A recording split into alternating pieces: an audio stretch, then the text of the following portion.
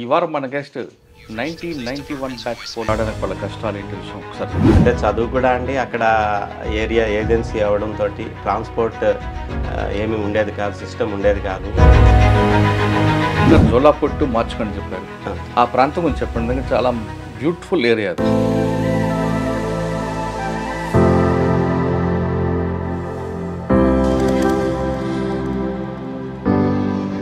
జోలాపూర్, మార్చ్కెండ్, వన్కడిల్లి అని చెప్పేసి 3 గ్రామాలు కలిపి ఒక ప్రాజెక్ట్ అండి, మార్చ్కెండ్ ప్రాజెక్ట్. చాలా బ్యూటిఫుల్గా ఉంటుంది. జర్నీ అయితేనే విశాఖపట్నం నుంచి వెళ్ళేటప్పుడు అనంతగిరి, అరకు. పోలీస్ ఎందుకు కావాలనుకుంటారు? టీచర్ అవుదామని ఉండేది. బీఈడీ కూడా రాశాను నేను. నా ఫ్రెండ్సే కామెంట్ చేసేవారు, నువ్వేం చేస్తావు పోలీస్ ఉద్యోగం ఇంత. ట్రైనింగ్ అయిన తర్వాత ఫస్ట్ పోస్టింగ్ ఎక్కడ? 91 బ్యాచ్ అండి మాది. మమ్మల్ని సెలెక్ట్ చేసింది కూడా విజయరామారావు గారు. 12 కేసులు పెట్టాను. మెయిన్ నేను డిఎస్పీ హోదాలో వెళ్తూ, అంటే ఇప్పుడు డిఎస్పీ దొంగ, ఏసీ కోచ్లో ట్రావెల్ చేసేటప్పుడు జనరల్గా ఫోన్స్ అవి ఛార్జింగ్ పెట్టడం, ల్యాప్టాప్ ఛార్జింగ్ పెట్టుకోవడం, పడుకోవడం. రైల్వే నుంచి భోగాపురం ఇన్స్పెక్టర్గా 2 years చేశానండి. అక్కడి నుంచి అక్కడే ఉందని మెమరీ ఉందా? ఒక 2 ఇన్సిడెంట్స్ అండి. అక్కడ ఒక విలేజ్ కాలిపోయింది, 60 houses కాలిపోయినాయి. సార్, శ్రీకాకుళం ట్రాఫిక్ డిఎస్పీగా చేస్తున్నారు. ట్రాఫిక్ అనేది శ్రీకాకుళంలో రోడ్లు స్పేస్ పెరగట్లేదు, వెహికల్స్ పెరిగాయి. ఈ డ్రంక్ అండ్ డ్రైవ్కి వచ్చేసరికి కేసులు పెట్టి వాళ్ళని కౌన్సిలింగ్ చేసి నేను ఎందుకు తాగాను రా బాబు అన్న పరిస్థితి తీసుకొచ్చావన్నమాట. కానీ మేము చూస్తున్న కేసులు ఎక్కువగా ఫాల్సే కనిపిస్తున్నాయి. చిన్న చిన్న పెట్టి మ్యాటర్లు కూడా తీసుకొచ్చి అందులో ఇన్వాల్వ్ చేస్తాం. నేనైతే ఏం చేయలేదండి. కేసు ఎట్లా ఉంది అంటే అట్లా ఈ రోజు వరకు కూడా సర్వీస్లో అప్పుడు కేసులు అయితే ఫైల్ చేయలేదు. ఈ లెవెల్లో మీరు కరెక్ట్గా చేస్తున్నా మీ మీద ఒక బుర్ర జల్లుతారు. బొబ్బిల్లో మీకు మెయిన్ ఛాలెంజ్ ఏముందండి? రాగానే ఇక్కడ డిఫరెంట్ ఉంటుందండి ఏరియా. ప్రజెంట్ మాకున్న ఛాలెంజ్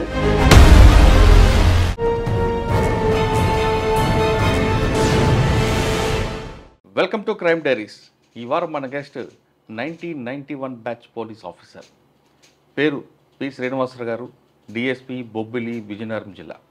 శ్రీనివాసరావు గారు ఫారెస్ట్ ఏరియాలో పుట్టి పెరిగి చదువుకొని ఈ స్థాయికి వచ్చారు.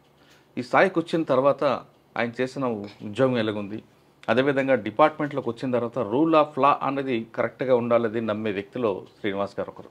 అందుకే ఆయన రైల్వేలో పనిచేస్తున్నప్పుడు డిఎస్పీ దొంగ అయినా అతను తీసుకొచ్చి అరెస్ట్ చేసి ఆ కేసులో కన్విక్షన్ తీసుకొచ్చిన వ్యక్తి. ఒక డిఎస్పీ దొంగగా ఎందుకు మారారు అనే విషయంతో పాటు శ్రీనివాసరావు గారు ఈ యూనిఫామ్ అనేది ప్యాషన్గా వేసుకున్నారా, బై చాయిస్ వేసుకున్నారా అనే విషయాన్ని ఆయన అడిగి తెలుసుకుంటాం. సార్ నమస్తే అండి. నమస్తే అండి. పి శ్రీనివాసరావు గారు 1991 batch police officer, DSP Bobbili.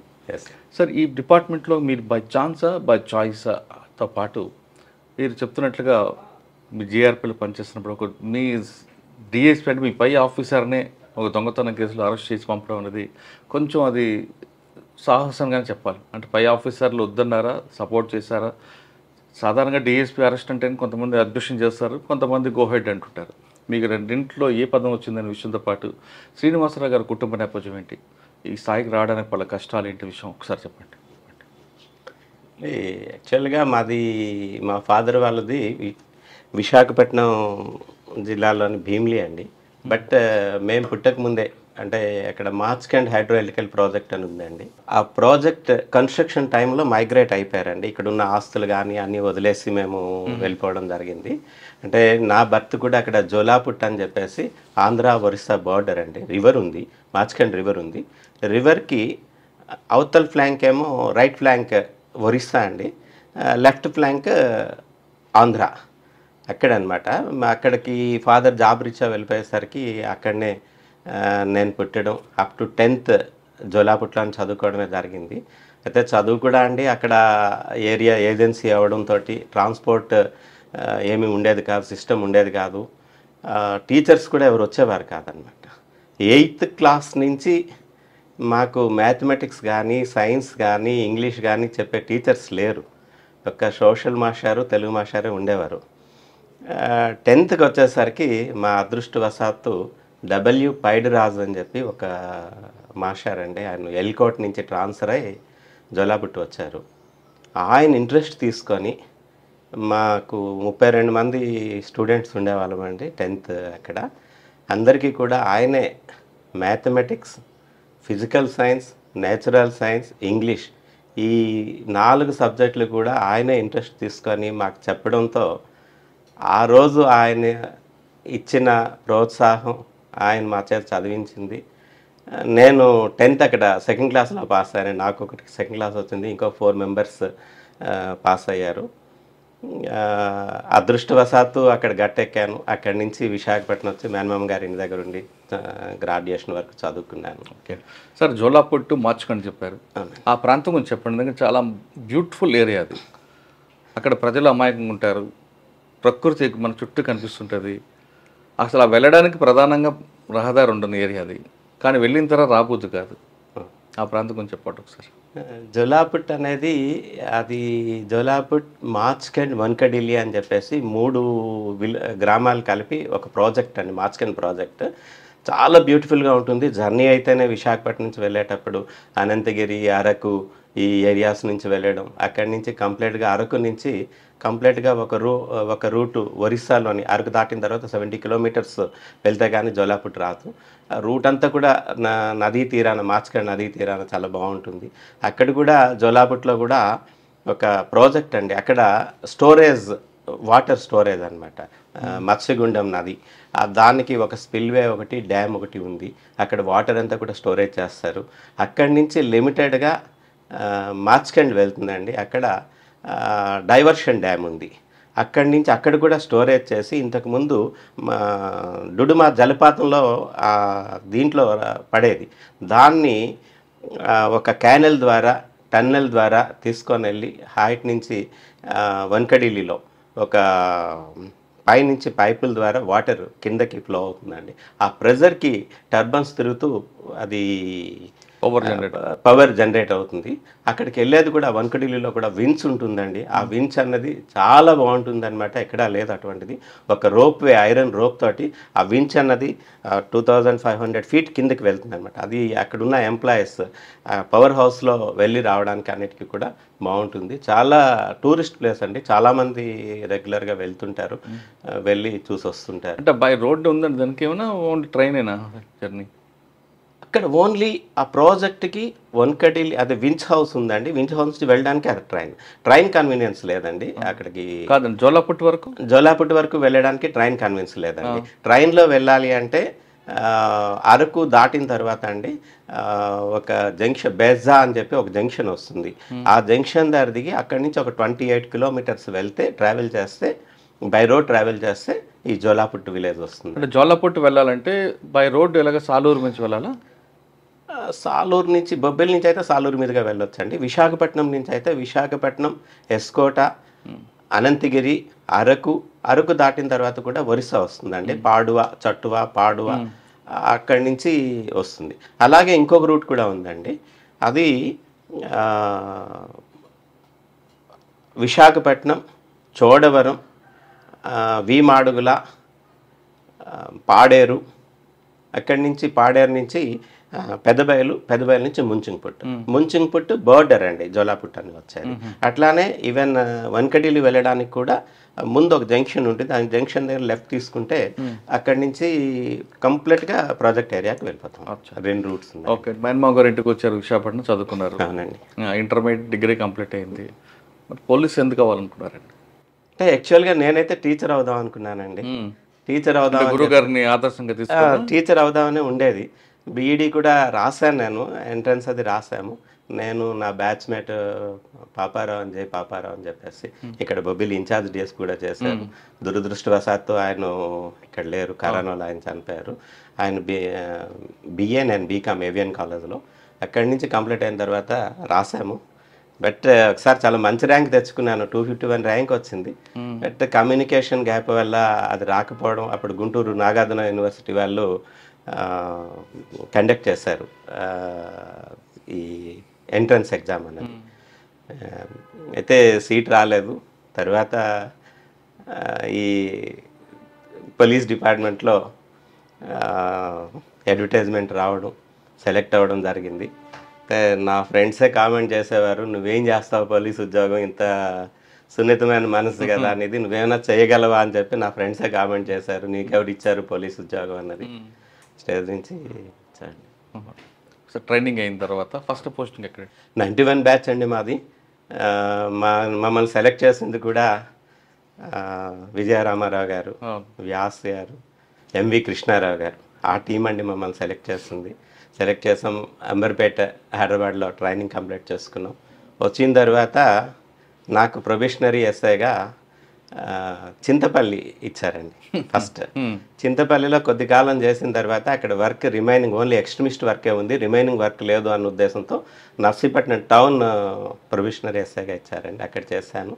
చేసిన తర్వాత 92 డిసెంబర్లో ఫస్ట్ పోస్టింగ్ కృష్ణదేవిపేట అండి. కేడీపేట కృష్ణదేవిపేట. అక్కడ ఒక 8 months చేశానండి. అదే టైం ఫస్ట్ ఎస్పీ ఎవరండి అప్పుడు విశాఖపట్నం? మేము జాయిన్ అయ్యేసరికి కోటేశ్వరరావు గారు ఉండేవారండి. కానీ పోస్టింగ్ ఇచ్చేసరికి మటుకు నర్సయ్య గారండి, ఎస్పీ గారు, సివి నర్సయ్య గారు. CV Narsaiah okay. కేడీపేటలో మీరు మీకు మెయిన్ ఛాలెంజ్ ఏమొచ్చిందంటే అంటే అక్కడ కూడా ఎక్స్ట్రీమిజం అండి, ఎక్స్ట్రీమిజం. అక్కడనే మేము జాయిన్ అయిన డిసెంబర్ 23rd చార్జ్ తీసుకున్నామండి. జనవరిలోనే మన ఎమ్మెల్యే గారు, అప్పటి MLA, ex minister Pasupuleti Balaraju గారి తాలూకా కిడ్నాపింగ్ జరిగింది. అది మా సర్కిల్ లిమిట్స్లో, యాక్చువల్గా ఆ సర్కిల్లో KD Peta, Koyyuru and Mampa police station లిమిట్స్లో జరిగింది. అదొక ఆఫీసర్స్ అందరూ రావడం, ఆ రోజుల్లో ఆయన కోసం అని చెప్పి కూమింగ్ ఆపరేషన్స్ చేయడం, ఇవన్నీ కూడా.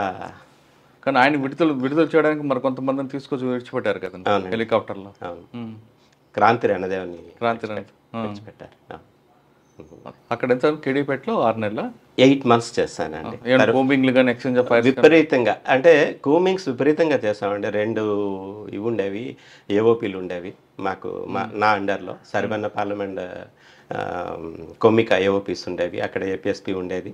అక్కడికి రెగ్యులర్గా విజిట్ చేయడం, పార్టీని తీసుకొని ఈ ఎక్స్ట్రీమిస్ట్ కోసం కూమింగ్ ఆపరేషన్స్ చేయడం, ఇవన్నీ కూడా చాలా బాగా చేస్తామండి అక్కడంతా. కేడీపేట తర్వాత అండి అక్కడి నుంచి అనకాపల్లి రూరల్కి వచ్చానండి. అనకాపల్లి రూరల్కి వచ్చినప్పుడు అప్పుడు ఎస్పీ సంతోష్ మెహ్రా గారు అండి నాకు పోస్టింగ్ ఇచ్చింది అక్కడ. సార్ సంతోష్ మెహ్రా గారి టైంలోనే ఈ ఆపరేషన్స్లో, ఈ కూమింగ్ ఆపరేషన్స్లో కొత్త ఒరవడి క్రియేట్ అయిందండి. ఏంటండి?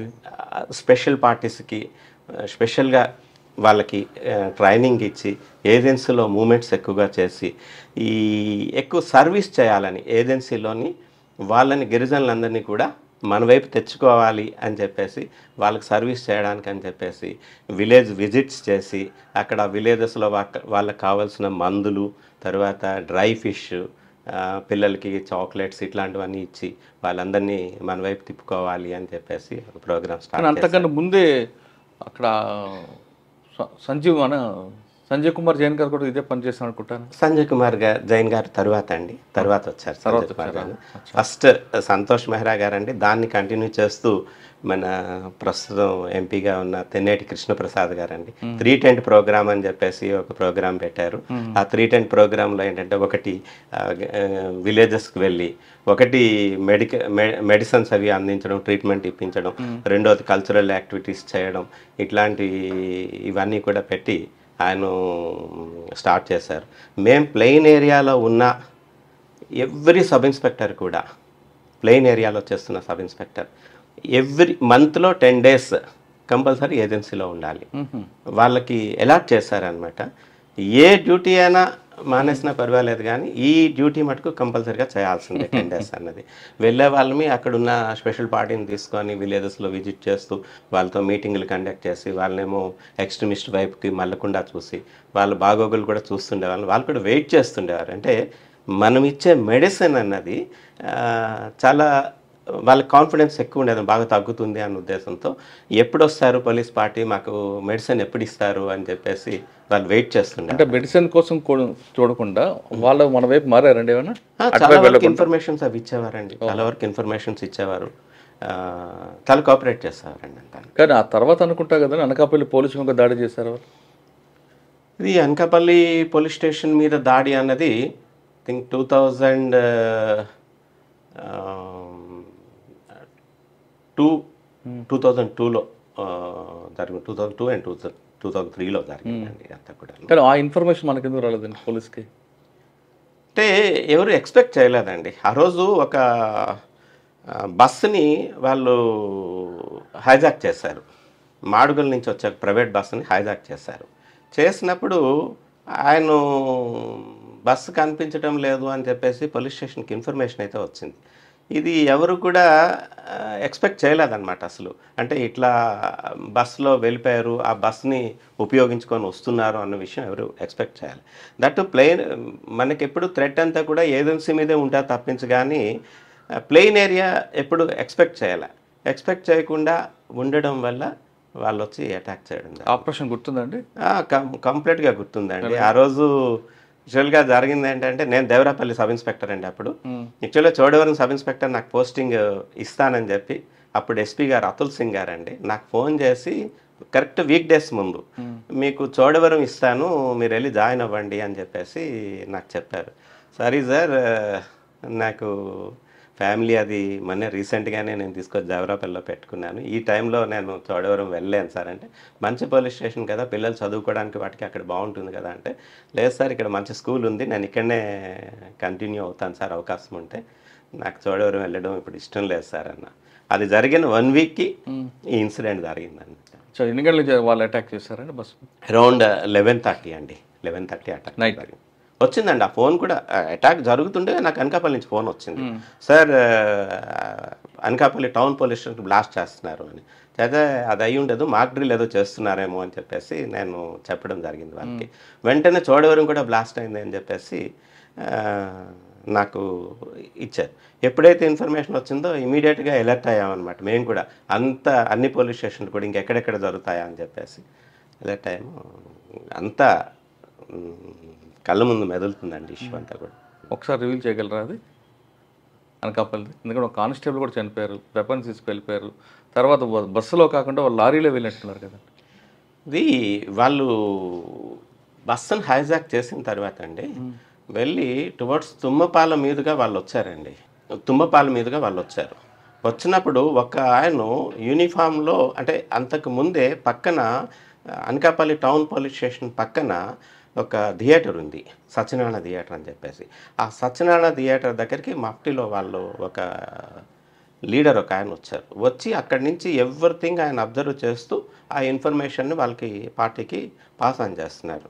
జనరల్గా అక్కడున్న ఇన్స్పెక్టర్ గారు టీం అంతా కూడా టౌన్ పోలీస్ స్టేషన్ అనేసరికి ఆల్మోస్ట్ 11 o'clock వరకు కూడా అంతా అలాగా ప్రజలంతా వస్తుంటారు.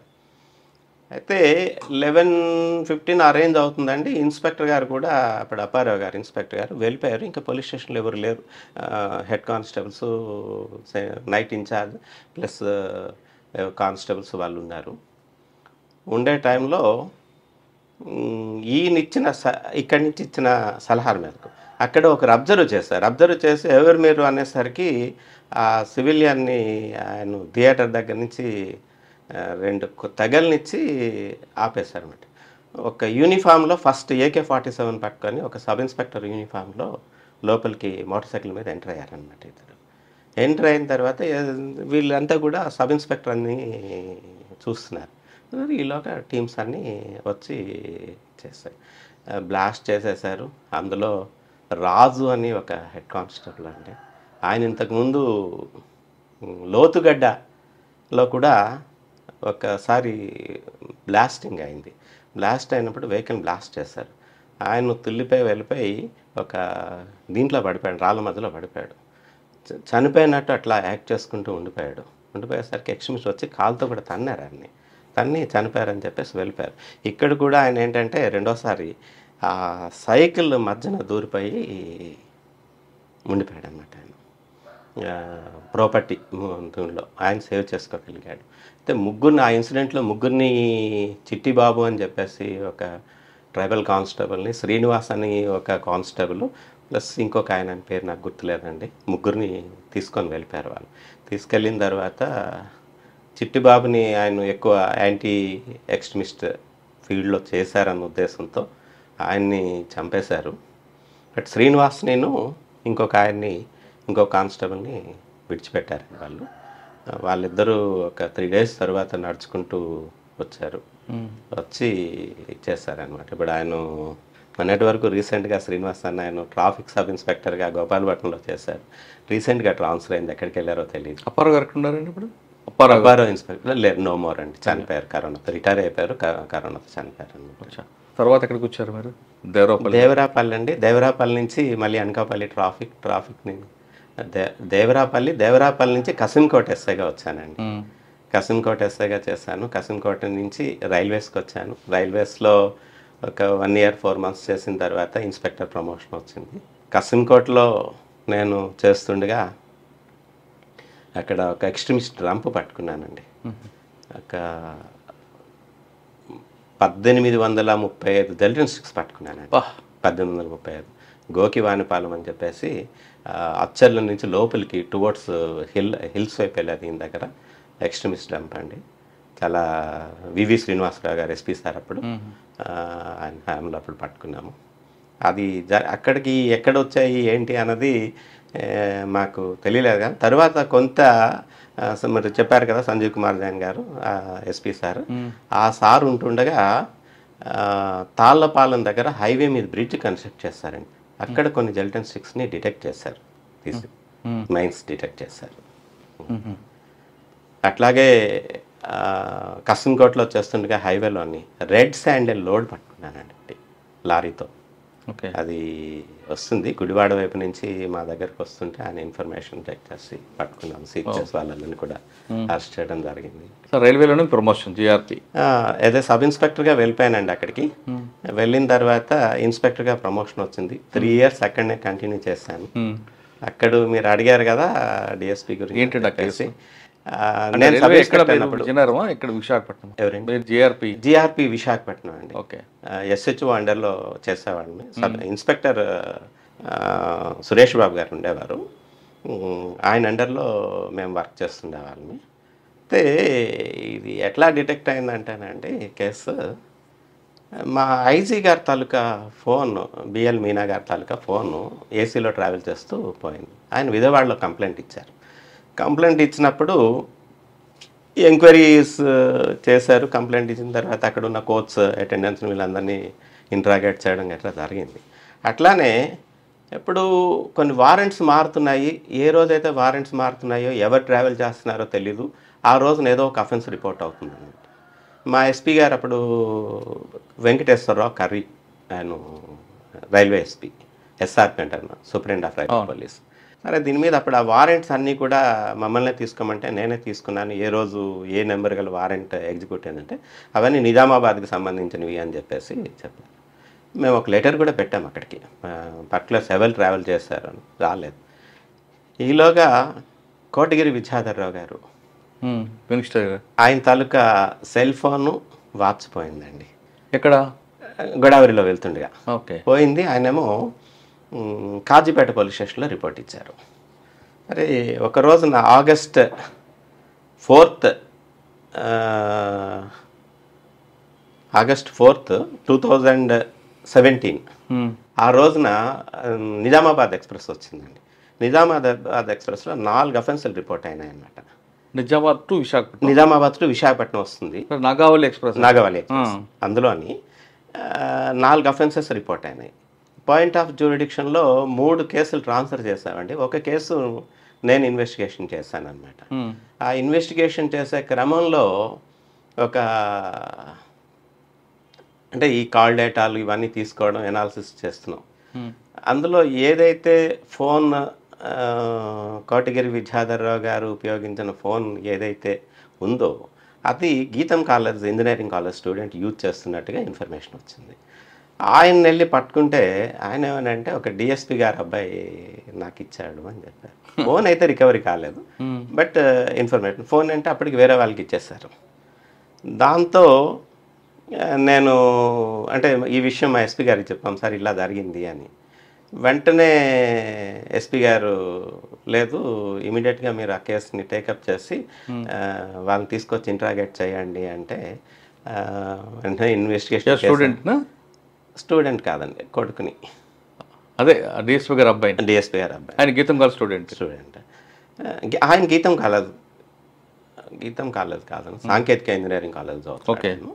ఆయన పట్టుకొని ఇంకా అక్కడి నుంచి ఇంట్రాగేషన్ అవన్నీ చేసేసరికి చాలా వరకు ఒక 12 కేసులు డిటెక్ట్ అయినాయి వాడి దగ్గర, ఆయన దగ్గర నుంచి. అంటే మెయిన్ ఈయన డిఎస్పీ హోదాలో వెళ్తూ ట్రావెల్ ఆయన ఏం చెప్పాడంటే మా డాడీ ఇచ్చారని చెప్పాడా? చెప్పారు, ఒప్పుకున్న తర్వాత ప్రాపర్టీస్ కూడా రికవరీ చేయడం జరిగింది.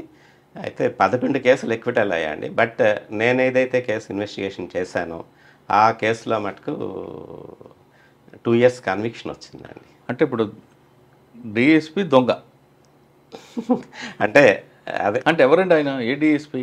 ఆయన ఏఆర్ డిఎస్పీ అండి, నిజామాబాద్లో చేసేవారు. ఏం పేరండి? ప్రకృతి అప్పారావు అని చెప్పేసి. ఎందుకు దొంగ ఎందుకు మారాడండి? లేదండి, ఆయన ఏంటంటే మరి చెప్పడం ఏంటంటే అదొక వ్యాధి అన్నట్టుగా అన్నారు. బట్ ఈ ప్రాపర్టీస్ అయితే మా వరకు అనుకునేసరికి ఏంటంటే చేసిన వాళ్ళు వ్యాధి ఉంటే అది తీసుకొని వచ్చి అక్కడ పెట్టుకుంటారు. బట్ అమ్మడాలు అంటే ఆయన ఎలా చేస్తాడంటే నిజామాబాద్ నుండి ఏం చేస్తాడు ఆయన? ఎంఓ ఎలా ఉంటుంది? ఏసీ కోచ్లో ట్రావెల్ చేసేటప్పుడు జనరల్గా ఫోన్స్ అవి ఛార్జింగ్ పెట్టడం, ల్యాప్టాప్ ఛార్జింగ్ పెట్టుకోవడం, పడుకోవడం అలవాటు. ఈయన నైట్ తిరిగేటప్పుడు తీసుకునేవారు. ఇంకా కూడా ఒక ఎంఓ ఎట్లా ఉండదంటే, ఈవెన్ ఆయన విశాఖపట్నంలో ఉండేటప్పుడు సిటీ పోలీస్ నైట్ రౌండ్స్ కూడా తిరిగేవారు అనమాట. యార్లో ఉండేటప్పుడు ట్రైన్స్ వచ్చి 20 minutes ఆగుతాయి వైజాగ్లో నైట్ రౌండ్స్ ఉండేటప్పుడు యూనిఫామ్లో రావడం, యూనిఫామ్లో ఒక జర్కిన్ వేసుకునేవారు.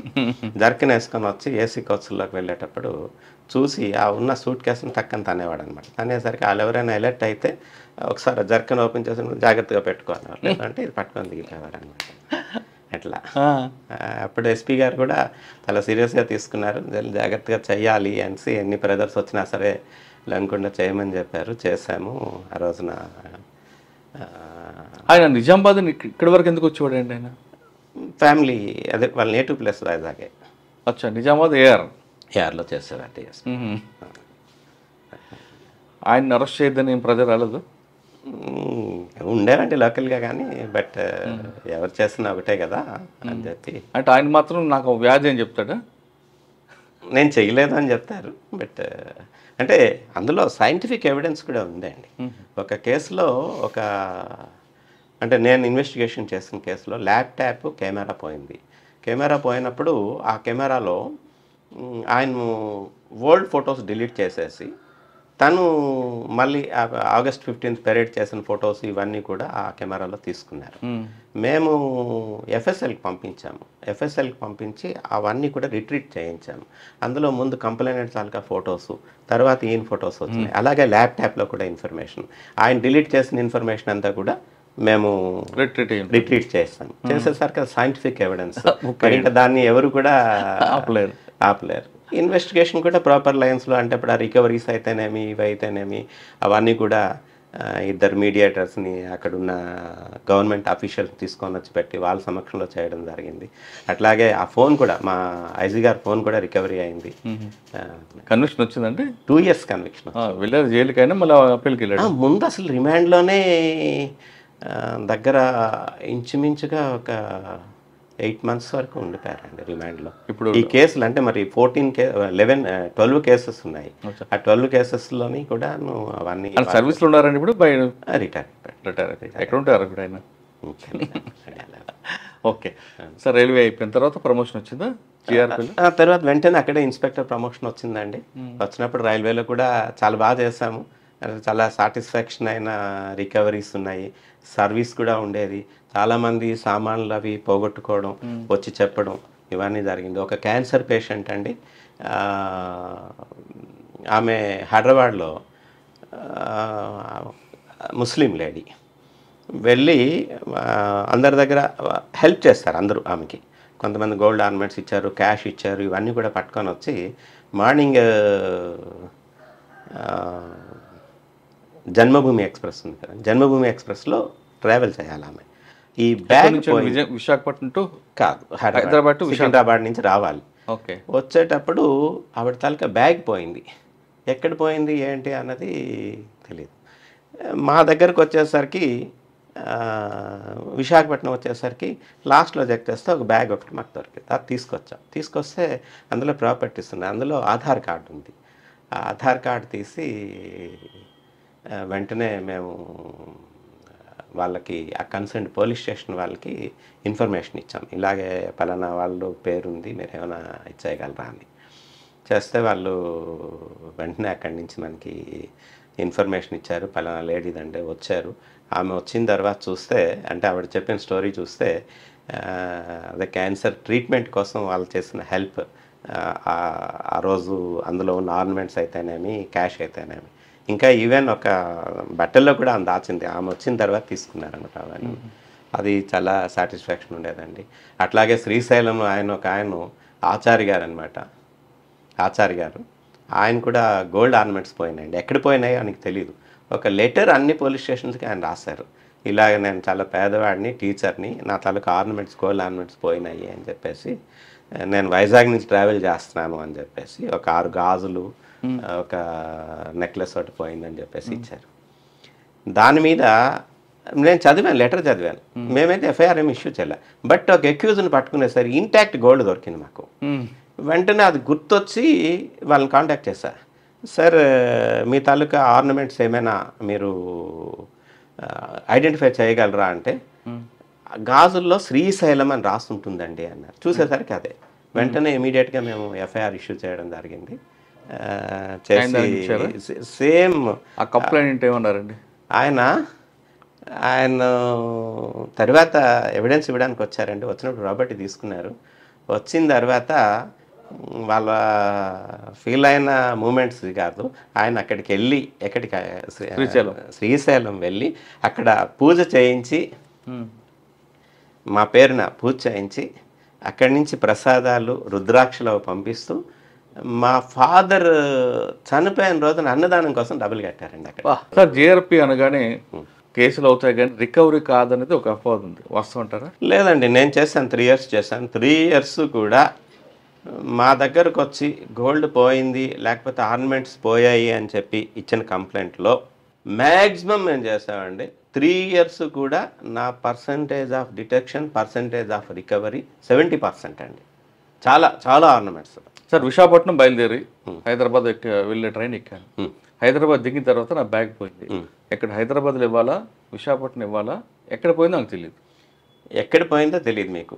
మీరు ఎక్కడ చూసుకున్నారు? నేను హైదరాబాద్లో చూసాను. అక్కడనే కంప్లైంట్. కానీ వాళ్ళు ఏమంటారంటే ఇది మా జ్యూరిడిక్షన్ కాదు, విశాఖపట్నం చూసాను. లేదండి, జిఆర్పిలో ఉన్న ఒకటి ఏంటంటే, ఎక్కడ మనం నోటీస్ చేసామో నా బ్యాగ్ పోయిందనో, నా ఆర్నమెంట్స్ పోయినాయి అని చెప్పేసి ఎక్కడైతే మనం చూసామో ఆ చూసిన దాన్నే జ్యూరిడిక్షన్ వస్తుంది. ఇప్పుడు మీకు డిఎస్పీ గారి కేసు చెప్పాను కదా, యాక్చువల్గా పోయింది ఎక్కడో పోయింది, కానీ ఆయన ఐడెంటిఫై చేసింది వైజాగ్లో దిగేటప్పుడు లెగిచి చూసుకునేసరికి ఆయన బ్యాగ్, ల్యాప్టాప్ బ్యాగు, కెమెరాస్ అవన్నీ పోయినాయి. అందుకని మేము ఇన్వెస్టిగేషన్ చేసాం. ఓకే, దిగిన తర్వాత చూసుకుని ట్రైన్ ఆగింది, కానీ రన్నింగ్లో ఉంది. నేను కాచిపేటలోనో ఇంకొక దగ్గర రన్నింగ్లో ఉన్నప్పుడు చూసాను. ఆ ట్రైన్ అక్కడ ఆగదు. మీ వాళ్ళు ఏమంటారంటే నువ్వు జనగాంలో చూసావు కాబట్టి పోయి జనగాం ఇవ్వు అంటే. లేదు, మీరు ఎక్కడ ఐడెంటిఫై చూసుకుంటే మీరు రిపోర్ట్ ఇచ్చేటప్పుడు కూడా ఎట్లా అంటేనండి, మీరు ఎవరికైనా రిపోర్ట్ ఇవ్వచ్చు. స్టేషన్లో అండ్ మీకు టీటీ ఉంటారు కదా, టీటీకి ఇవ్వచ్చు. అలాగే పెట్రోలింగ్ పార్టీ ఉంటుంది, ఆర్పిఎఫ్ వాళ్ళు కంప్లైంట్ ఇవ్వచ్చు. లేదు, మీరు దిగిపోయిన పోలీస్ స్టేషన్లోకి వెళ్ళి ఎక్కడైతే రైల్వే స్టేషన్ డెస్టినేషన్ కంప్లీట్ చేసుకున్న తర్వాత అక్కడ రిపోర్ట్ ఇవ్వచ్చు. ఎక్కడికి ఇచ్చినా సరే అది త్రూ, అంటే ఇప్పుడు రైల్వే టీటీకి కానీ ఆర్పిఎఫ్ కానీ ఇస్తే డిఆర్ఎం గారి ద్వారా అది కన్సర్న్ పోలీస్ స్టేషన్కి ఎఫ్ఐఆర్ కట్టమని వస్తుంది. లేదు అంటే టీటీ అయినా సరే తిన్నగా తీసుకొని వచ్చి ఆర్పిఎఫ్ కానీ ఆ కన్సర్న్ పోలీస్ స్టేషన్స్కి వచ్చి రిపోర్ట్లు ఇవ్వచ్చు. సార్ రైల్వే తర్వాత ఎక్కడికి వచ్చారు? రైల్వే నుంచి భోగాపురం ఇన్స్పెక్టర్గా 2 years చేశానండి. అక్కడి నుంచి అక్కడే ఉందని మెమొరబుల్ ఉందా? మెమొరబుల్ అంటే ఒక 2 ఇన్సిడెంట్స్ అండి. అక్కడ ఒక విలేజ్ కాలిపోయింది, 60 houses కాలిపోయినాయి. యాదవ కమ్యూనిటీ పీపుల్ అంతా కూడా భోగాపురం లిమిట్స్లో కాలిపోయినప్పుడు నేను నా స్టాఫ్ అంతా కూడా 2 days అక్కడనే ఉండి మేమే వాళ్ళందరికీ కూడా వంటలు పెట్టి ఫుడ్ అక్కడే తయారు చేయించి 60 ఫ్యామిలీసే కాదు, విజిట్ చేసిన వాళ్ళకి కానీ ప్రెస్ వాళ్ళకి కానీ అందరికీ కూడా అరేంజ్ చేస్తామండి.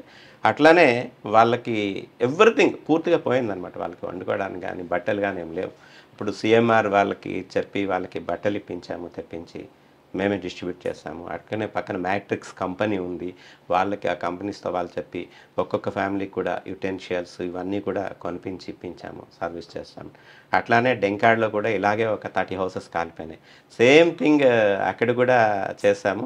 ఒక 1 మంత్కి కావాల్సిన రేషన్ అంతా కూడా వాళ్ళకి సప్లై చేస్తాము. ఓకే, ఇంకోటి ఏం చెప్తున్నారు? భోగాపురం 2 ఉన్నాయి. డెంకాడ్ అండి, డెంకాడ పోలీస్. భోగాపురంలో 2 గుర్తుండిపోయి మీకు? రెండు ఇవే ఇన్సిడెంట్స్. రెండు ఇవే. భోగాపురం తర్వాత అండి? భోగాపురం తర్వాత అనకాపల్లి టౌన్కి వెళ్ళామండి. అనకాపల్లి టౌన్లో 1 year చేశాను. ఎస్పీ గారు ఘటంనేని శ్రీనివాస్ గారు, ఆయన టైంలో జై హో మహిళ అని చెప్పి ఒక ప్రోగ్రామ్ ఆర్గనైజ్ చేశారు. ఆ ప్రోగ్రాంలో ఈ మహిళల కోసం అని చెప్పేసి చట్టాల కోసం, వీటి అవేర్నెస్ కోసం, వాళ్ళ ఎంపవర్మెంట్ కోసం 10,000 మెంబర్స్తో మహిళా దినోత్సవం రోజున అప్పటి డిఐజీ గారు సౌమ్య మిశ్రా మేడం గారు, ఈ ప్రస్తుత మన డిఐజీ గోపీనాథ్ జట్టి గారు, వీళ్ళంతా ఆఫీసర్తో అందరూ పార్టిసిపేట్ చేశారు. 10,000 మెంబర్స్తో వైజాగ్లో ర్యాలీ చేసామండి. అనకాపల్లిలో ర్యాలీ చేసి ఆ రోజు ప్రోగ్రామ్స్ కూడా గజల్ శ్రీనివాస్ గారి ప్రోగ్రామ్ ఏర్పాటు చేయడం అయింది. 1 week పాటు ఈ కార్యక్రమాన్ని నిర్వహిస్తూ ప్రతి మండలంలో ఉన్న మహిళల్ని చాలా వరకు అనకాపల్లికి తీసుకొని వచ్చి అనకాపల్లిలో చట్టాల గురించి అని చెప్పేసి వాళ్ళకి క్లాసెస్, అవేర్నెస్ క్లాసెస్ చెప్పించి కన్క్లూడింగ్ ప్రోగ్రామ్ అచ్యుతాపురంలో చేస్తామండి. అదొక మెమరబుల్. ఓకే, అనకాపల్లి తర్వాత అండి? అనకాపల్లి నుంచి నేను టెక్కెల్ వెళ్ళానండి 2014 ఎలక్షన్స్లో. అక్కడ 2014 ఎలక్షన్స్ అయిన తర్వాత సక్సెస్ఫుల్గా కంప్లీట్ చేశాము. 19లో నవంబర్లో డిఎస్పీగా ప్రమోషన్ వచ్చింది. 14 నుంచి 15 వరకు ఎక్కడ? 14లోనే ప్రమోషన్. 2014 నవంబర్లో ప్రమోషన్ వచ్చింది. 9 months తర్వాత శ్రీకాకుళం ట్రాఫిక్ డిఎస్పీగా చేశా. శ్రీకాకుళం ట్రాఫిక్ డిఎస్పీగా చేస్తున్నప్పుడే అప్పుడు టీడీపీ గవర్నమెంట్లో ఈ ల్యాండ్ స్కామ్స్ మీద ఒక సిట్ని ఏర్పాటు చేశారు. ఆ సిట్లో నేను కూడా one of the team leader అండి. అప్పుడు Vineet Brijlal sir SIT incharge, Srujana madam garu, Varadaraju గారు, మా గురువు గారు, వాళ్ళ హయాంలో వైజాగ్ రూరల్కి సంబంధించిన ఇన్ఫర్మేషన్ అంతా కూడా అంటే ఆ కేసెస్ అన్నీ కూడా డీల్ చేసాము. ఆ 6 months పాటు చాలా చక్కగా, చాలా సిన్సియర్గా 1% కూడా డీవియేషన్ లేకుండా రిపోర్ట్ ఇచ్చాము. ఓకే సార్, శ్రీకాకుళం ట్రాఫిక్ డిఎస్పీగా చేస్తున్నప్పుడు ట్రాఫిక్ కన్నా శ్రీకాకుళంలో రోడ్లు స్పేస్ పెరగట్లేదు, వెహికల్స్ పెరిగాయి.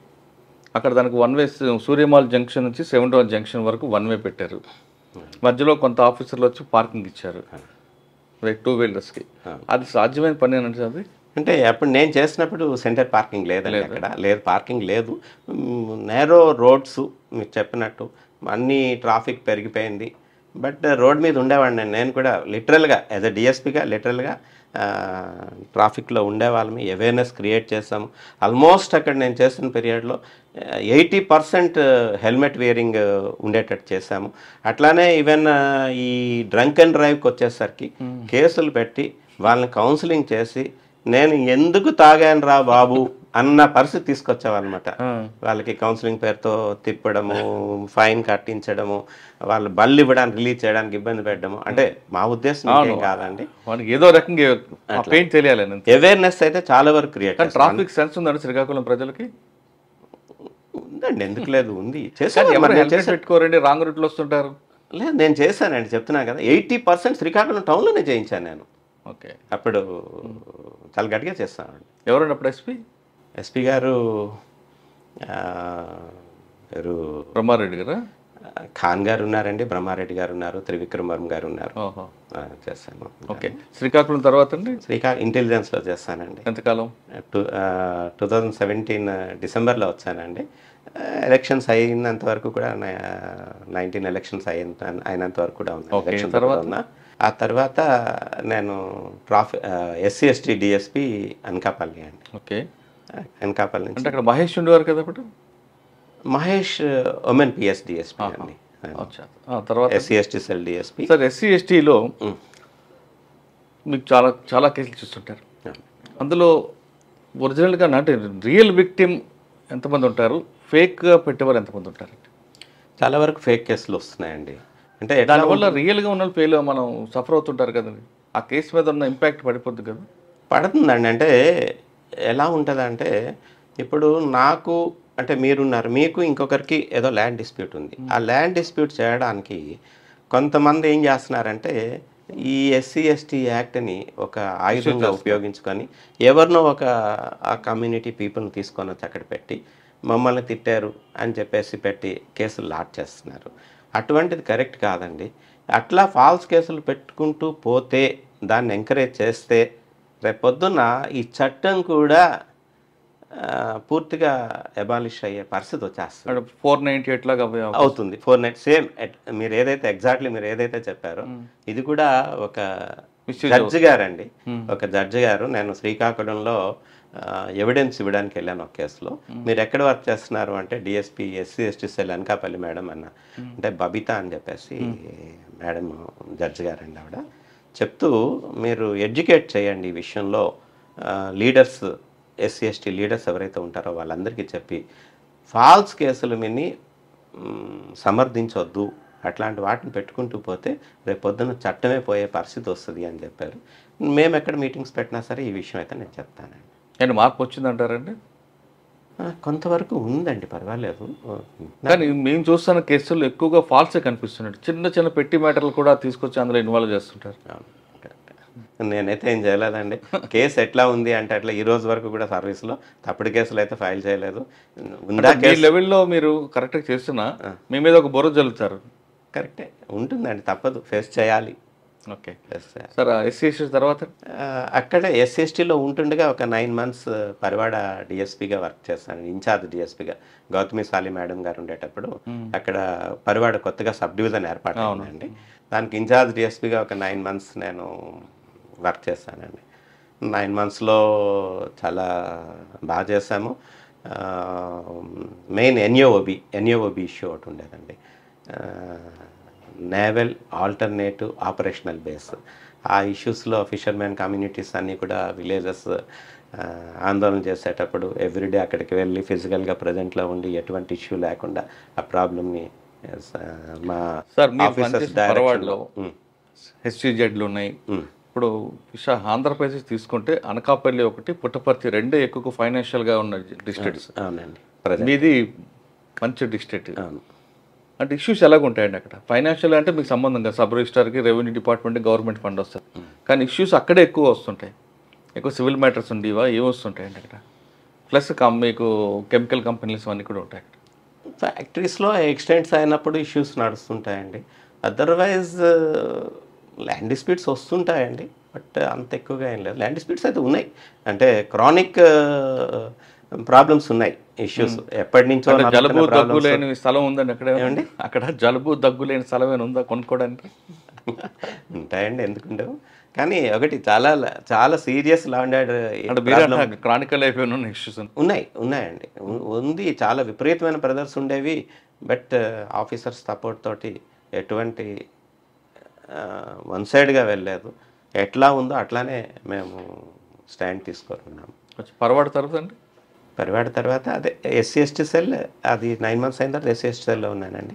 మధ్యలో ఒక 3 months డిటీసీ డిఎస్పీగా చూపించారు ట్రైనింగ్ కాలేజ్. మురళీకృష్ణ గారు మరి ఎక్కడ పరిచయం మీకు? మురళీకృష్ణ గారు అనకాపల్లి ఎస్పీగా చేసినప్పుడు నేను ఎస్సీ ఎస్టీ సెల్ డిఎస్పీనండి. ఆ టైంలో సార్కి నా మీద చాలా కాన్ఫిడెన్స్ ఉండేది. ఎక్కడ ఏ ఇష్యూ వచ్చినా సరే ఫస్ట్ ఫోన్ వచ్చేది నాకే వచ్చేది. కన్సర్న్ ఎస్డిపిఓ వీళ్ళకంటే ముందు నాకు వచ్చేది. శ్రీనివాస్ ఒకసారి చూడండి అక్కడ ఏదో ఇష్యూ ఉంది అంటే సార్ కాన్ఫిడెన్స్. దట్టు నేను ఎక్కువ అనకాపల్లి జిల్లాలో అంటే వైజాగ్ రూరల్ జిల్లా చేయడంతో అక్కడున్న పబ్లిక్తో అయితేనేమి, పొలిటీషియన్స్ తోటి అయితేనేమి అందరితో కూడా మంచి రిలేషన్స్ ఉన్నాయి. మేము నిల్చున్నాము అంటే మమ్మల్ని చూసి చాలా వరకు ఆగిపోతారు. నుంచి అక్కడే ఉన్నారు చేసేసరికి ఇస్తారు. ఎలాంటి ఇష్యూ వచ్చినా సరే, ఏదైనా ఇష్యూ వచ్చేటట్టు మేము ముందు నిల్చున్నాం అంటే వాళ్ళకు కూడా ఒక అభ్యం, మేము ఉన్నామంటే తప్పుగా వెళ్ళము అని చెప్పేసి ఒకటి ఉండేది. చేస్తుండే వాళ్ళం. అలాగే గాంజా డిస్ట్రక్షన్ అయితేనేమి మీరు చూస్తుంటారు, గౌతమ్ సవాంగ్ టీవీ సార్ ఉండేటప్పుడు చాలా లార్జ్ స్కేల్లో దాని గాంధా తర్వాత ఆయన డిస్ట్రక్షన్ transfer అయిపోయారు. జరిగింది. అప్పుడు డిస్ట్రక్షన్స్ అన్నీ కూడా గాంధా డిస్ట్రక్షన్స్ అన్నీ కూడా నేనే నోడల్ ఆఫీసర్ అండి. అన్నీ కూడా ఇన్వెంటరీ చేయడం అవంతా కూడా చేయడం అంతా కూడా చేసేవాళ్ళని. తర్వాత బొబిలి. అక్కడి నుంచి ఎలక్షన్స్ ముందు బొబ్బిలి ట్రాన్స్ఫర్ చేస్తారండి. ఓకే. అంటే అక్కడ లాంగ్ స్టాండింగ్ అన్న ఉద్దేశంతో ట్రాన్స్ఫర్ చేస్తారు. బొబ్బిలి వచ్చాము. చాలా మంచి ప్లేస్. బొబ్బిలిలో మీకు మెయిన్ ఛాలెంజ్ ఏముందండి రాగానే? ఇక్కడ డిఫరెంట్ ఉంటుందండి ఏరియా చూడడానికి, చాలా పీస్ఫుల్ ఏరియా అనండి బొబ్బిలి. కానీ ఎక్కువ డే హెచ్పీలు నైట్ హెచ్పీలు జరుగుతుంటాయి కదండి. మెయిన్ ఎక్కడున్న ఛాలెంజెస్ అయితే ఉన్నాయి. ఇక్కడ మీకు డిఫరెంట్ ఛాలెంజ్ ఉందా లేదా రొటీన్ ఛాలెంజ్ ఉందా? రొటీన్ ఛాలెంజ్ అండి. మాకు ఎట్ ప్రజెంట్ మాకున్న ఛాలెంజ్ గాంజా అండి. మా ద్వారా మేము ఒరిస్సాకి బార్డర్లో ఉండడం వల్ల మా ముందు పార్వతీపురం ఉంది. పార్వతీపురం జిల్లా నుంచి మాకు రావడానికి అట్లాగే 2 వేస్ సాలూరు నుంచి కొట్టకి బార్డర్ అండి. అక్కడి నుంచి రావడానికి అవకాశం ఉంది. అట్లాగే ఇక్కడ రాయగడ నుంచి మాకు వచ్చేది ఉంది. అక్కడ ట్రాన్స్పోర్ట్ అవుతుంది. దానికోసమని ప్రజెంట్ మన ఎస్పీ గారు వకుల్ జిందాల్ ఐపీఎస్ గారు వచ్చిన తర్వాత అంటే మీరు రోడ్ కనెక్టివిటీ ఉన్న ప్రాంతం మాత్రం మీరు చెక్ పోస్టులు పెడుతున్నారు చూస్తున్నారు. కానీ పారాది దగ్గర రొంపల్లి అని ఒక విలేజ్ ఉంటుంది. ఆ రొంపల్లి పక్క నుంచి కూడా వస్తుంటాయి పోలీసు చెక్కింగ్ అటు ఉంటాయని ఈ విధంగా వస్తుంది ఒక ఇన్ఫర్మేషన్. మీ నోటీసులో ఉంది అది? ఉందండి. అంటే మాకు ఇది రెగ్యులర్ రొటీన్ చెక్ పోస్ట్. ఎక్కడ మా జ్యూరిడిక్షన్లోకి వచ్చేసరికి నా సబ్ డివిజన్లో 3 ఉన్నాయండి. ఒకటి పాత బొబ్బిలి అండి, రాయగడ నుంచి ఉంటుంది. 2 సాలూరు నుంచి వచ్చే రూట్లో కొట్టక్కి అండి. తర్వాత అనంతగిరి మన ఏఎస్ఆర్ డిస్ట్రిక్ట్ నుంచి అనంతగిరి నుంచి వచ్చే రూటు ఆంధ్ర పోలీస్ స్టేషన్ లిమిట్స్లో మెంటాడ్ మండలంలో అక్కడ కూడా ఒకటి చెక్ పోస్ట్ పెట్టి ఇది రెగ్యులర్ కదా. ఇది కాక ఎవ్రీడే 3 సర్కిల్స్లో కూడా డైనమిక్ వెహికల్ చెకింగ్స్ అని చెప్పేసి చేస్తున్నాను. ఆ కన్సర్న్ సబ్ ఇన్స్పెక్టర్ ఎవరైతే ఉన్నారో ఆ సబ్ ఇన్స్పెక్టర్ తన స్టాఫ్ తోటి వెళ్ళి 2 అవర్స్ పాటు సర్ప్రైజింగ్ ఆడ్ అవర్స్ ఏదైతే గాంజా ట్రాన్స్పోర్టేషన్కి అవకాశం ఉన్న వేస్ ఉన్నాయో ఆ వేస్ మేము ముందుగా చెప్తామండి. చెప్పి పలానా దగ్గర మీరు చేయండి, సర్ప్రైజింగ్గా వెహికల్ చెకింగ్ చేస్తున్నాం. ఓకే. అంటే మీరు తీసుకున్న డెసిషన్ వల్ల ఏమైనా దొరికాయండి. దొరికినాయి, పట్టుకున్నామండి. 2 సార్లు మాకు కొట్టకి చెక్ పోస్ట్లో గాంజా దొరికిందండి. ఓకే. గాంజా దొరికింది. సార్, మీరు విజయనగరం జిల్లా ఎస్పీ గారు సంకల్పం ఒక మంచి కార్యక్రమం తీసుకున్నారు. దానికి సంబంధించి బొబ్బిల్లో కూడా మీరు ఇటీవల పెద్ద కార్యక్రమం చేపట్టారు. ఆ కార్యక్రమం ఉద్దేశం ఏంటి? దాని నుండి వచ్చిన ఇన్పుట్ ఏంటంటే? మా విజయనగరం జిల్లా ఎస్పీ వకుల్ జిందాల్ గారు సంకల్పం అనే ప్రోగ్రామ్ డిజైన్ చేశారు. ఆయనే స్వయంగా కొన్ని వీడియోస్ అన్నీ తయారు చేయించి ఆ ఇంపాక్ట్ ఎట్లా ఉంది అని చెప్పి ఒక వీడియో ఒకటి కుంచే రఘు గారు యాక్ట్ చేసింది. ఒక 3 minutes 5 minutes ఉంటుందండి. అది చాలా అది చూసేలాగుంటే ప్రతి వాళ్ళు కూడా డెఫినెట్గా చేంజ్ అవుతారు, ఎవరైనా సరే. అది చాలా కళ్ళకు కట్టినట్టుగా, అంటే ఒక తల్లిదండ్రులు అల్లారు ముద్దుగా పెంచుకున్న బిడ్డడు ఈ వ్యసనాలకు లోనై ఏ విధంగా ఆయన తాలూకా జీవితం పాడు చేసుకున్నాడు, ఏ విధంగా కోల్పోయాడు అన్నది ఫస్ట్ గాంజాకి అలవాటు పడడం వల్ల తెలుసుకుంటారు. ఫాదర్ తెలుసుకొని ఆయన్ని కంట్రోల్ చేసేసరికి ఈవెన్ మదర్నే కొట్టి బయటికి వెళ్ళిపోయి వెళ్తూ దొంగతనాలు చేస్తూ, అంటే చైన్ స్నాచింగ్లు చేస్తూ ఆ వచ్చిన డబ్బులతో గాంజాని తీసుకొని వచ్చి అది మత్తుమందు తీసుకుంటూ చేసేది ఏ విధంగా ప్రాణాలు కోల్పోయాడు ఏంటి అన్నది చాలా ఉందండి. అదే కాకుండా వాళ్ళు ఎవరైతే గాంజాకి అలవాటు పడి ఉన్నారో వాళ్ళను మార్చడానికి ఏ విధంగా సపోర్ట్ కావాలి అన్నది సహచరుల ఇది కానీ పేరెంట్స్కి సపోర్ట్ కానీ ఇవన్నీ కూడా వీడియోస్ అని ఇచ్చారు. అవన్నీ కూడా program first miracle college of engineering భోగాపురంలో మా రేంజ్ డిఐజీ గారు వచ్చారు చీఫ్ గెస్ట్గా. ఆ రోజు ప్రోగ్రామ్ జరిగింది. ఈ విధంగా చేయండి అని చెప్పారు. అదే ప్రోగ్రామ్ని ఛాలెంజింగ్గా తీసుకొని మేము రీసెంట్గా ఇక్కడ సూర్య రెసిడెన్షియల్ ఉందండి, కాలేజ్ స్టూడెంట్స్ని అందరినీ అక్కడికి సుమారుగా 500 మెంబర్స్ని తీసుకొని వచ్చి ఆ రోజు కాస్త మోటివేషన్గా ఉంటుందని సాయి కుమార్ ఈ పోలీస్ రోల్స్ చేశారు. ఆయన హీరో ఆయన్ని కూడా తీసుకొని వచ్చాము. మా ఎస్పీ గారు అటెండ్ అయ్యారు. ఆ రోజు ఒక ర్యాలీ కండక్ట్ చేయడం జరిగింది. ఒక బెలూన్ ఒకటి ఈ సంకల్పం అని చెప్పేసి ఒకటి ఎగరేయడం జరిగింది. అలాగే అంతా ఈ వీడియోస్ ప్లే చేసిన తర్వాత ఎస్పీ గారు హీరో సాయి కుమార్ గారు మాట్లాడారు. ఇవన్నీ అయిన తర్వాత వాళ్ళకు ఒక క్విజ్ ఒకటి కండక్ట్ చేయడం జరిగింది. ఈ డూస్ డోంట్స్ అన్నీ కూడాను వాళ్ళకి పేపర్లో సర్క్యులేట్ చేయడం జరిగింది. అట్లానే ప్రతి కాలేజీకి కూడాను ఒక యాంటీ డ్రగ్స్ స్క్వాడ్ ఒకటి కమిటీ ఒకటి ఫామ్ చేయడం జరిగింది. అందులో స్టూడెంట్స్తో పాటు టీచర్స్ వీళ్ళు కూడా సభ్యులుగా ఉండి ఆ కమిటీని ఏర్పాటు చేయడం జరిగింది. ప్రతి కాలేజీలో మెయిన్ సెంటర్స్లో డ్రాప్ బాక్స్ కూడా పెట్టడం జరిగిందండి. ఆ డ్రాప్ బాక్స్లో ఏంటంటే ఎవరైనా సరే ఏదైనా ఇన్ఫర్మేషన్ ఇవ్వడానికి, అంటే మళ్ళీ వాళ్ళ పేర్లు అవి కానీ ఏమైనా వస్తే ఇబ్బంది అవుతుంది, వాళ్ళకి ఏమైనా హెరాస్మెంట్ గురవుతారేమో అని చెప్పేసి మీరు ఎప్పుడైనా చేయొచ్చు అని చెప్పాము. మేము ఎవ్రీ 10 డేస్కి ఒకసారి అది విజిట్ చేసి ఆ డ్రాప్ బాక్స్లోని ఫిర్యాదులు కలెక్ట్ చేసుకుంటున్నాము. అట్లానే అది స్టార్టింగ్ పెద్ద ప్రోగ్రామ్ చేశామండి. నెక్స్ట్ కూడా ముందు ఫస్ట్ డిగ్రీ కాలేజెస్ ఏవైతే ఉన్నాయో ఆ కాలేజెస్ అన్ని కంప్లీట్ చేసుకున్న తర్వాత అలాగ ఆల్టర్నేటివ్గా ఇచ్చేస్తుంది. నాట్ ఓన్లీ గాంజా అండి, వీటి మీదే కాకుండా రోడ్ యాక్సిడెంట్స్ మీద, సైబర్ క్రైమ్ మీద, ఉమెన్ సేఫ్టీ మీద, వీటన్నిటి మీద కూడా రెగ్యులర్గా సబ్ ఇన్స్పెక్టర్స్ విలేజ్ విజిట్ చేసి వాళ్ళకి మోటివేట్ చేస్తున్నారు, ఎడ్యుకేట్ చేస్తున్నారు. సార్, సంకల్పం కార్యక్రమం ఆబ్జెక్టివ్ మంచిది వస్తుంది కాదనట్లేదు, కానీ ప్రజలకి ముఖ్యంగా ట్రాఫిక్ అండి. డ్రగ్స్ తీసుకున్న వాళ్ళు, గంజా పీల్చిన వాళ్ళు ఒక 1%, 2%, 3% ఉంటే పోలీస్ ఒక అవసరం 100% ఉండేది కేవలం ట్రాఫిక్. మీ సబ్ డివిజన్లో ట్రాఫిక్ గురించి చూస్తుంటే కొంచెం భయంకరంగా ఉంటుంది. రోడ్లు చిన్నవి, వెహికల్స్ పెద్దవి, అది కూడా పబ్లిక్ కూడా అవగాహన లేకుండా విచ్చలవిడగా తిరుగుతుంటారు.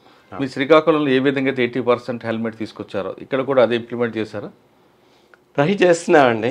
అయితే విలేజ్ లెవెల్లో అయితే ఈ హెల్మెట్స్ చేయడం లేదు, కానీ హైవే దగ్గరకు వచ్చేసరికి చేయిస్తున్నాము. అంటే ఈ మధ్య అంతా కూడా ఎలక్షన్ ఇయర్ అవడంతో కాస్త మెన్ అంతా కూడా ఆ ఎలక్షన్ విధుల్లో ఉండడంతో కాస్త ఇదైందంటే స్టార్ట్ చేస్తాము. హెల్మెట్ వేరింగ్ గురించి కార్యక్రమాలు ప్లాన్ చేసుకుంటున్నాము. అట్లాగే ప్రతి చోట కూడా ట్రాఫిక్ గురించి అయితే మటుకు నేను పర్సనల్గా నేను ట్రాఫిక్ డిఎస్పీగా వర్క్ చేశాను 3 years, ట్రాఫిక్ ఎస్ఐగా 1.5 years చేశాను. అదే కాకుండా రెగ్యులర్ పోలీసింగ్లో కూడా ఈ యాక్సిడెంట్స్ వల్ల ఎలా ప్రాణాలు పోతున్నాయి, ఏ విధంగా రోడ్డు మీద పడుతున్నారు ఫ్యామిలీస్ అన్నవి నా ఫ్యామిలీలోనే జరిగిందండి. 2 ఇన్సిడెంట్స్ జరిగినాయి. అయ్యో, ఒకటి బుడుమూరు దగ్గర నా మేనల్లుడు 6 members స్పాట్లో చనిపోయాడు. యాక్సిడెంట్ 2011లో. అందులో అంటే నేను చెప్పేది కూడా దీన్ని కూడా నేను చెప్తుంటాను అనమాట, ఎక్కడ అవేర్నెస్ కార్యక్రమంలో ఉన్నా. కాకపోతే అక్కడ ఆ రోజున డ్రైవ్ చేసేటప్పుడు డ్రైవింగ్ లైసెన్స్ ఉంది, వెహికల్కి ఇన్సూరెన్స్ ఉంది, అన్ని సర్టిఫికేట్స్ ఉన్నాయి. ప్రాణాలను అయితే తీసుకురాలేదు, కానీ వాళ్ళ మీద ఆధారపడిన వాళ్ళకి 38 lakhs rupees ఇన్సూరెన్స్ అమౌంట్ వచ్చింది. అట్లాగే అదే నా ఫ్యామిలీలోనే ఇంకొక అమ్మాయి నాకు కూతురు వరుస అవుతుందండి. వాళ్ళ ఫాదరు డ్రైవరు, లారీ డ్రైవరు. ఆయన మ్యారేజ్ కోసం అని అమ్మాయిని చూశారంటే క్యాన్సర్ ఎఫెక్ట్ అయింది, బ్రతకుండగా చేసేద్దాం అనుకున్నారు. మ్యారేజ్ ఫిక్స్ అయింది, కానీ చేసే లోపల ఆయన చనిపోయారు. మ్యారేజ్ అవ్వకముందే దినం రోజు తల్లి చనిపోయింది, అనాథ అయిపోయింది అమ్మాయి. ఆ అమ్మాయికి ఫ్యామిలీ మెంబర్స్ అందరూ కలిసి పెళ్లి చేశాము. పెళ్లి చేసిన తర్వాత కుర్రోడు కూడా విజయవాడలో ఉంటున్నాడు, బాగానే చూసుకుంటున్నాడు. బట్ ఒకరోజు ఈయన పని కాదు, వేరే ఆయన పని కోసం అని చెప్పేసి కోర్టుకి వెళ్ళి నందిగామ వెళ్ళి తిరిగి వస్తుండగా బైక్ డ్రైవ్ చేసే అబ్బాయికి డ్రైవింగ్ లైసెన్స్ లేదు, వెహికల్ కొత్త వెహికల్ ఇన్సూరెన్స్ చేయించలేదు, వచ్చి చిన్న కరువు దగ్గర యాక్సిడెంట్ అయ్యి స్పాట్లో 2 చనిపోయారు. ఒక్క నయా పైసా ఇన్సూరెన్స్ అమౌంట్ రాలేదు. అమ్మాయి జీవితం రోడ్డున పడ్డాడు. వీటన్నిటిని కూడా ఎగ్జాంపుల్స్గా చెప్తూ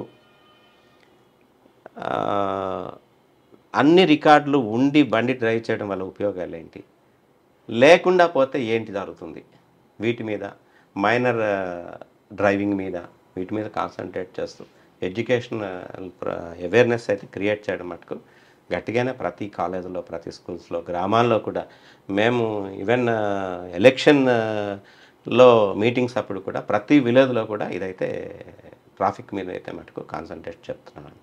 రీసెంట్గా కొట్టకి దగ్గర ఒక యాక్సిడెంట్ అయింది. 2 బైకులు కొల్యూజన్లో 3 చనిపోయారు. ఇంకొక ఇద్దరు చాలా అంటే చాలా బ్రతకరేమో అన్న ఇష్యూ నుంచి సర్వైవ్ అయ్యారు వాళ్ళు.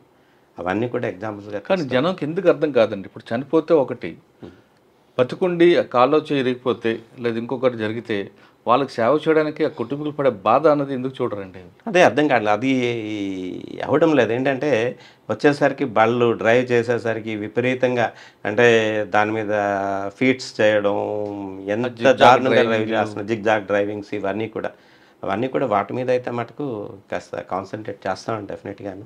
వచ్చా సార్, ఫైనల్గా చెప్పండి, మీరు సర్వీస్ అయిపోయిన తర్వాత మీకు గోల్ ఒకటి ఉంది, మీకు బాగా ప్యాషన్, టీచర్ పోస్ట్, టీచర్ అవ్వాలనుకున్నారు, పోలీస్ అయ్యారు. తిరిగి మీరు రిటైర్ అయిన తర్వాత టీచర్గా అవతారం ఎత్తారా, లేదా పోలీస్ డిపార్ట్మెంట్ అయిన తర్వాత ఇంకేమైనా ప్రొఫెషన్ ఎంచుకుంటారా? ఏం లేదండి, ప్రస్తుతం అయితే అట్లా ఆలోచన లేదు. కాకపోతే ఒకటి, ఎక్కడైనా సరే ఇప్పుడు ఈ అవేర్నెస్ ప్రోగ్రామ్స్ కూడా చేసేటప్పుడు అదే ఆ ప్రొఫెషన్ అక్కడ ఏదైతే వదులుకున్నామో ఈ అవేర్నెస్ ప్రోగ్రాంలో దాన్ని ఉపయోగించుకుంటున్నాను అనమాట. అంటే అది లోపల ఉన్న దాచిన డెఫినెట్గా ఎక్కడైనా మాట్లాడడానికి ఎక్కువగానే ఈ అవేర్నెస్ కార్యక్రమాల్లో ముందుంటాము, మాట్లాడతాము.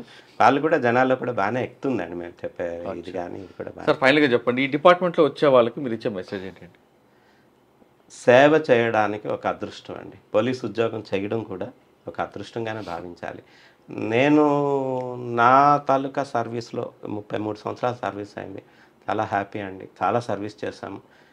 ఒకటి, ఫస్ట్ మనం పోలీస్లో సక్సెస్ అవ్వాలి అంటే మన నోటి తీరు బాగోవాలి.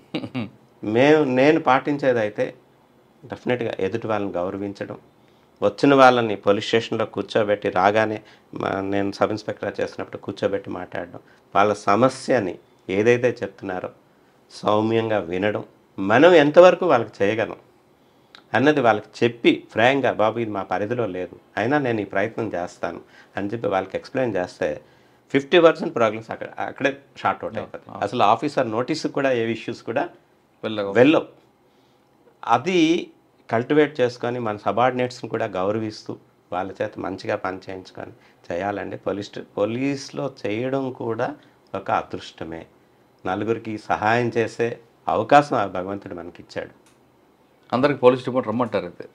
డెఫినెట్గానండి, డెఫినెట్గా ఇదొక ఆపర్చునిటీ. నిజమే. ఇప్పుడు నేను చెప్తున్నాను కదండి, నేను చేసిన మొట్టమొదటి పోలీస్ స్టేషన్ నుంచి ఫ్రమ్ కేడీపేట నుంచి ఈ రోజు వరకు కూడా అన్ని పోలీస్ స్టేషన్ నుంచి నాకు కాంటాక్ట్లో ఉంటారు. ఇప్పుడు అనకాపల్లిలో ఉన్నాను, నేను చేస్తానండి. 4 years 2 months అనకాపల్లి రూరల్ ఎస్ఐగా చేశాను.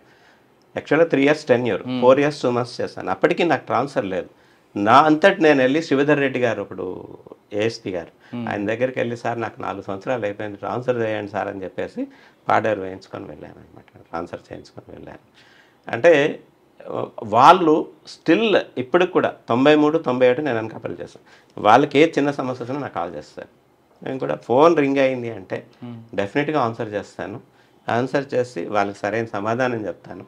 ఏ టైంలో ఎంత నిద్ర లేకపోయినా సరే ఫోన్ రింగ్ అయితే లేచిపోతాను. అంతేగాని మీరు మామూలు టైంలో ఎంత టీవీ సౌండ్ పెట్టినా, ఏం చేసినా మేమేమి పట్టిన, ఎంత గొడవ అయినా సరే, ఎంత మైక్ పెట్టుకునేవాడిని, బట్ ఫోన్ రింగ్ అయ్యేసరికి లేచిపోయేస్తాము. ప్రజలకు సేవ చేయాలంటే police department the best platform అంటున్నారు పి. శ్రీనివాసరావు గారు. పోలీస్ ఉద్యోగం అనేది ఒక అదృష్టంగా భావించండి. డిపార్ట్మెంట్లో రండి, వచ్చిన తర్వాత మీ నోటిని అదుపులో పెట్టుకుంటే ప్రజలు జీవితాంతం మీకు గుర్తు పెట్టుకుంటారని చెప్తున్నారు. ఇక్కడ సేవకి హద్దు లేదు, ఆకాశమే హద్దుగా పనిచేయచ్చు. ఏ డిపార్ట్మెంట్లో అవసరం ఉన్నా సరే ముందు ప్రజలు గుర్తుకొచ్చేది పోలీస్. కాబట్టి ఆ పోలీస్ ఉద్యోగంలో పవర్ఫుల్ ఉంటుంది, అందులో ఉన్న బ్యూటీ వేరేగా ఉంటుంది. ఖచ్చితంగా రండి. కానీ డబ్బుల కోసం మాత్రం ఈ డిపార్ట్మెంట్కి వద్దు, సర్వీస్ మోటోలో రండి. ఇందులో ఉన్న ఆదాయం కానీ పేరు కానీ అన్నీ కూడా జీవితాంతం ఉంటాయని శ్రీనివాస్ గారు చెప్తున్నారు. ఇది పి. శ్రీనివాస గారితో ఎక్స్క్లూజివ్ ఇంటర్వ్యూ. వచ్చే వారం మరో గెస్ట్తో మళ్ళీ కలుద్దాం. అంతవరకు నమస్తే. Thank you sir. Thank you అండి. Thank you very much. Super అండి.